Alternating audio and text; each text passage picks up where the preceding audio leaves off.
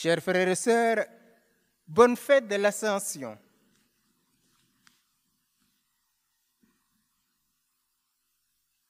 Nous célébrons cette fête, c'est-à-dire l'exaltation du Christ ressuscité à la droite du Père. Cette fête est aussi un avantage pour nous les croyants.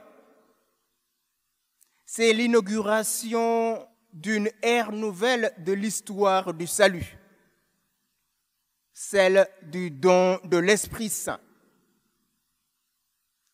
La célébration de l'exaltation du Christ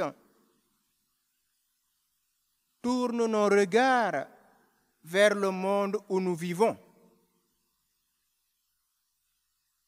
Durant 40 jours, Jésus ressuscité apparaissait à ses disciples, mais à plusieurs reprises, on voit la difficulté des disciples de rentrer dans ce grand mystère de la résurrection. Saint Luc nous rappelle, dans leur joie, ils n'osaient pas encore y croire. Et pourtant, Jésus a accompli des miracles. Jésus a enseigné qu'il monte à Jérusalem où il va être mis à mort et ressuscité le 3e jour. Malgré cela, leur cœur reste encore fermé aux Écritures. Et voilà la question qu'il pose à Jésus. Est-ce aujourd'hui que tu vas venir rétablir le règne en Israël?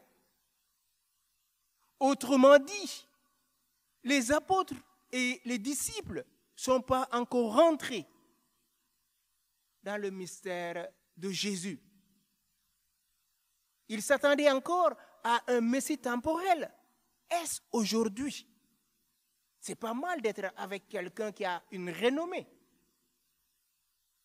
Est-ce aujourd'hui que tu vas rétablir le royaume? Mais la réponse de Jésus est forte. Jésus leur dit, vous allez recevoir une force quand le Saint-Esprit viendra sur vous et vous serez mes témoins. Voilà la nouvelle ère, l'ère du Saint-Esprit. Est-ce qu'ils ont compris? Certainement pas. Nous attendons beaucoup de Dieu. Nous levons les yeux vers le ciel. Est-ce pour faire advenir le règne de Dieu? Comme nous le disons à chaque prière dominicale. Que ton règne arrive. Est-ce que nous sommes promoteurs de ce règne de Dieu? Ce royaume que Jésus est venu installer? Ou bien nous sommes promoteurs de notre propre règne, de notre propre devenir, de notre propre vie de foi? Comme les apôtres, nous regardons souvent le ciel comme l'origine de tous les changements, alors que Jésus nous donne la force d'accomplir par son esprit des signes et des prodiges. Vous serez mes témoins. Ces signes et prodiges, ces miracles, chasser les démons, imposer les mains aux malades et les guérir, est-ce réservé à une petite élite qu'on appelle des charismatiques? Il me semble que tout baptisé est appelé à vivre de ce que Jésus nous dit aujourd'hui. Voilà les signes qui accompagneront ceux qui croiront à mon nom. Et donc, ce n'est pas réservé à une élite ou à des illuminés ou à une petite secte. Tout baptisé au nom de Jésus est appelé à opérer ces signes et ces prodiges.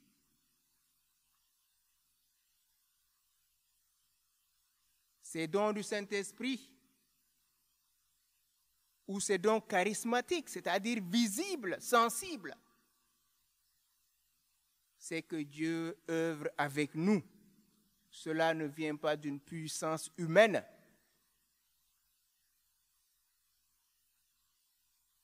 C'est au nom de Jésus que nous avons opéré ce miracle, dira Pierre, après avoir redonné la vigueur à cet homme qui était infirme, qui était assis à la belle porte du temple pour manger.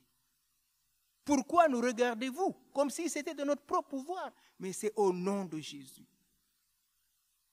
Allez de toutes les nations, faites des disciples.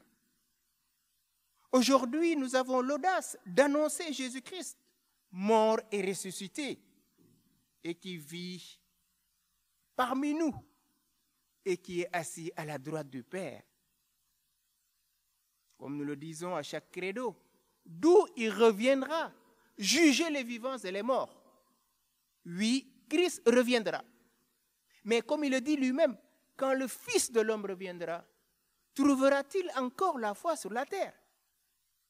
Oui, nous qui sommes encore croyants, nous qui sommes encore des ressuscités, laissons brûler en nous par la puissance du Saint-Esprit cet amour de Christ. Or, cet amour, nous ne pouvons pas le garder pour nous-mêmes. C'est un amour à répandre jusqu'aux extrémités de la terre. Jésus travaillait avec eux et confirmait la parole par des signes qui l'accompagnaient.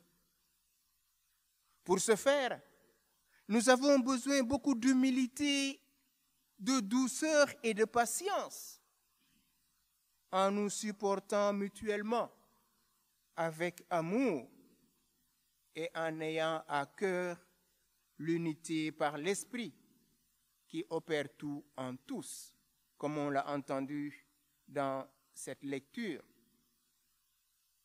C'est l'Esprit qui opère tout en tous, parce que c'est l'Esprit qui nous conduit jusqu'à la vérité tout entière.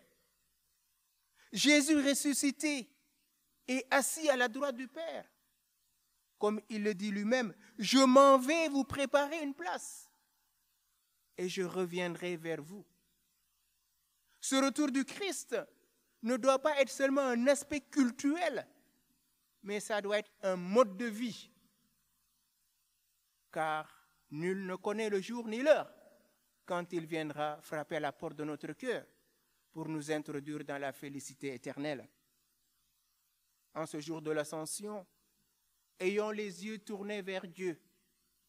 Et une fois que nous avons contemplé sa gloire, sa magnificence, comme Étienne en train d'être lapidé, il voit le Christ à la gloire du Père.